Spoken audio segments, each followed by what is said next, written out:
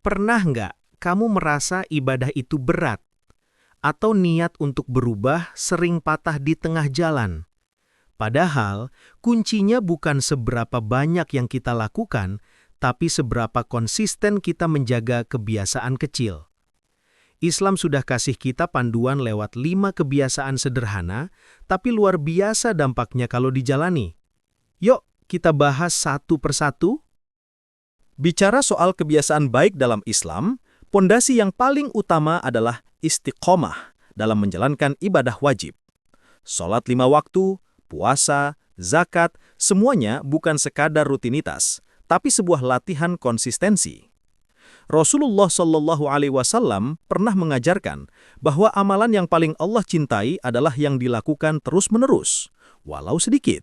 Ini artinya, Allah lebih menghargai kita yang konsisten meskipun pelan-pelan daripada yang semangat sesaat lalu berhenti. Istiqomah itu seperti membangun otot, bukan sekali angkat beban langsung kuat, tapi berulang, sedikit demi sedikit, sampai akhirnya tubuh terbentuk. Begitu juga dengan ibadah. Setiap rakaat sholat, setiap sujud, setiap doa yang kita ulang setiap hari, ibarat tetesan air yang perlahan mengukir batu. Lama-lama, tanpa terasa, hati kita jadi lembut dan iman kita semakin kokoh. Konsistensi ini juga jadi tolok ukur kedisiplinan seorang muslim. Orang yang terbiasa sholat tepat waktu biasanya juga lebih teratur dalam mengatur hidupnya. Bayangkan, dalam sehari kita dipanggil 5 kali untuk menghadap Allah. Berarti ada 5 momen penyegaran jiwa yang bikin kita nggak jauh dari jalan yang lurus. Kalau ibadah ini goyah, biasanya aspek hidup lain juga ikut berantakan. Dan jangan salah, istiqomah itu bukan berarti selalu sempurna. Kadang kita lelah, kadang semangat menurun. Tapi yang penting adalah bangkit lagi. Seperti pelari yang jatuh di tengah jalan, ia tetap melanjutkan lari, bukan berhenti di tempat.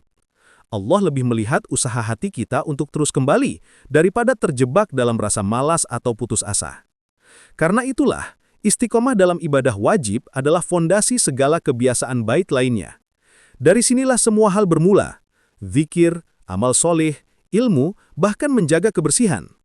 Kalau ibadah wajib sudah terjaga, yang lain akan mengikuti dengan lebih mudah. Seperti pohon yang akarnya kuat, maka ranting dan daunnya bisa tumbuh subur. Zikir dan doa itu ibarat napas bagi seorang muslim. Bukan hanya ritual setelah sholat, tapi sebuah kebiasaan yang menyatu dengan keseharian. Bayangkan hidup tanpa zikir. Rasanya hampa.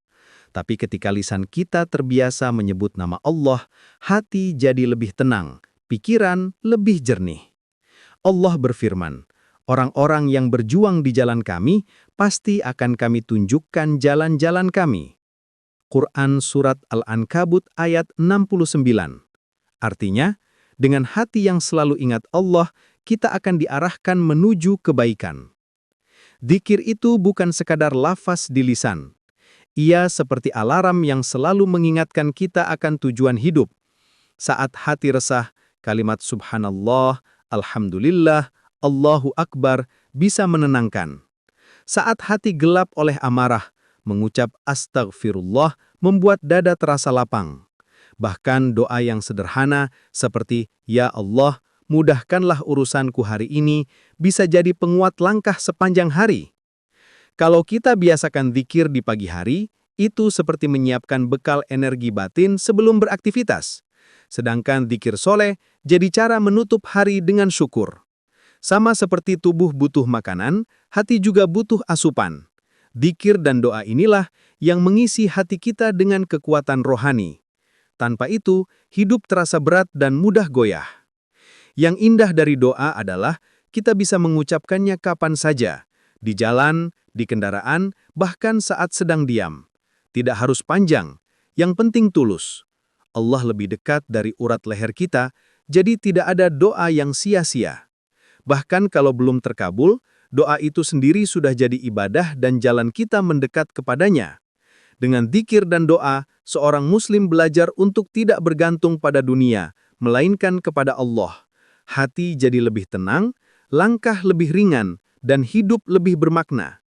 Inilah mengapa dzikir dan doa bukan sekadar tambahan, tapi kunci utama agar kita selalu merasa ditemani Allah dalam setiap keadaan. Dalam Islam, berbuat baik itu nggak pernah kenal batas. Namanya ihsan, beribadah seakan-akan melihat Allah, dan kalaupun kita tidak bisa melihatnya, yakinlah bahwa Allah selalu melihat kita. Dari hal kecil seperti tersenyum, sampai hal besar seperti menolong orang dalam kesulitan, semua tercatat sebagai kebaikan. Rasulullah Shallallahu Alaihi Wasallam bersabda, jangan meremehkan kebaikan sedikit pun, meski hanya menyapa saudaramu dengan senyum. Kebaikan itu seperti benih. Sekecil apapun, kalau ditanam dengan ikhlas, pasti tumbuh menjadi sesuatu yang bermanfaat.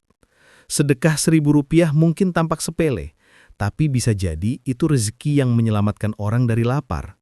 Bahkan sekadar menggeser sandal di masjid agar rapi, sudah bernilai pahala, karena Allah menilai ketulusan, bukan besarnya perbuatan. Menebar kebaikan juga menciptakan lingkaran positif. Kita senyum ke orang lain, biasanya mereka akan balas senyum. Kita bantu orang hari ini, besok mungkin Allah datangkan orang lain untuk membantu kita. Di Al-Quran dijelaskan, sekecil biji zarah kebaikan akan dibalas. Jadi setiap kebaikan yang kita lakukan itu sebenarnya sedang kita tabung untuk akhirat.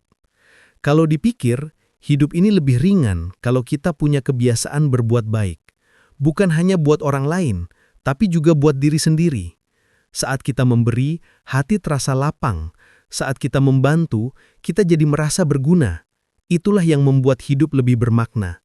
Bukan seberapa banyak yang kita miliki, tapi seberapa banyak kebaikan yang kita sebarkan. Ihsan itu puncak kualitas seorang muslim. Ibarat cahaya yang menerangi sekitarnya, ia membuat lingkungan jadi hangat dan damai. Semakin banyak kebaikan yang kita sebarkan, semakin kuat pula rasa persaudaraan di tengah umat. Inilah kebiasaan yang bukan hanya memperbaiki diri, tapi juga memperindah dunia di sekitar kita. Menuntut ilmu dalam Islam bukan pilihan, tapi kewajiban. Rasulullah Shallallahu Alaihi Wasallam bersabda, barang siapa menempuh jalan untuk mencari ilmu, maka Allah akan mudahkan baginya jalan menuju surga. Jadi setiap langkah menuju majelis ilmu, setiap lembar buku yang kita baca, bahkan setiap catatan kecil yang kita buat, semua bernilai ibadah. Ilmu adalah cahaya yang membedakan mana jalan benar dan mana jalan salah. Ilmu juga membuat ibadah kita lebih bermakna. Bayangkan, sholat tanpa tahu maknanya, atau membaca Quran tanpa paham tafsirnya. Dengan ilmu, kita bisa menghidupkan ibadah, bukan sekadar rutinitas kosong. Ilmu agama mengarahkan kita untuk lebih dekat kepada Allah, sementara ilmu dunia membantu kita memberi manfaat lebih luas kepada sesama. Keduanya saling melengkapi.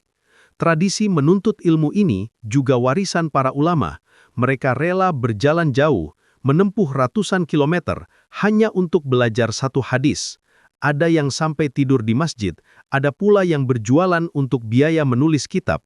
Semangat mereka menunjukkan bahwa ilmu adalah investasi jangka panjang, bukan sekadar gelar atau status. Di zaman sekarang, menuntut ilmu bisa lebih mudah, dari buku, internet, bahkan podcast atau video singkat. Tapi tetap, kunci utamanya adalah kerendahan hati. Orang yang merasa sudah tahu biasanya berhenti belajar. Padahal semakin banyak ilmu kita, semakin terasa betapa luasnya ilmu Allah dan betapa kecilnya kita. Dengan ilmu, seorang muslim bisa jadi lebih bermanfaat. Ia tahu cara beribadah yang benar, tahu cara bermuamalah dengan baik, bahkan tahu cara memberi solusi bagi masalah orang lain. Maka, kebiasaan menuntut ilmu bukan sekadar menambah pengetahuan, tapi juga memperkaya jiwa dan menghidupkan amal. Kebersihan dalam Islam bukan sekedar gaya hidup, tapi bagian dari iman. Rasulullah Shallallahu Alaihi Wasallam bersabda, kebersihan itu sebagian dari iman. Artinya, menjaga kebersihan sama nilainya dengan menjaga keimanan. Dari tubuh, pakaian, sampai lingkungan sekitar, semuanya punya peran. Ketika kita bersih, bukan hanya sehat secara fisik, tapi juga lebih siap untuk ibadah. Kebersihan itu juga melatih disiplin. Rumah yang rapi bikin hati tenang, pakaian yang bersih bikin kita lebih percaya diri, dan lingkungan yang terjaga bikin nyaman untuk semua orang. Bahkan dalam sholat, syarat diterimanya ibadah adalah kesucian. suci dari hadas, dari najis, dan dari kotoran. Jadi bersih bukan tambahan, tapi syarat utama. Kalau kita biasakan menjaga kebersihan, itu juga jadi bentuk syukur atas nikmat sehat. Badan yang sehat lebih mudah dipakai untuk ibadah. Lingkungan yang bersih lebih kondusif untuk belajar dan bekerja. Islam mengajarkan bahwa setiap nikmat akan diminta pertanggungjawabannya, termasuk kesehatan yang Allah titipkan.